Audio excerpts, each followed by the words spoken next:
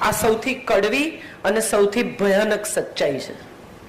જે માણસ એમ માનતું હોય, જે માણસ, I am not saying a woman or a man, કે મને સુખી કરવા એ બીજા માણસની જવાબદારી છે, એ ઓલરેડી દુખી છે અને રહેવાના છે. આ નક્કી જ છે. મારી એક નવલકથા એક સાંજને સરનામે, એમાં એક છોકરી છે સોનાલી, એનો બોયફ્રેન્ડ છે સુજય.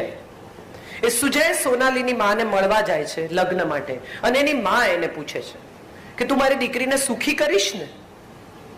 અને ત્યારે સુજય જવાબ આપે છે કે હું એને સલામતી આપીશ, હું એને સ્નેહ આપીશ, એને માટે સંપત્તિ ખરીદીશ, એને સન્માન આપીશ.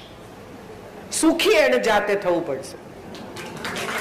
સુખી કરવાની મારી જવાબદારી નથી.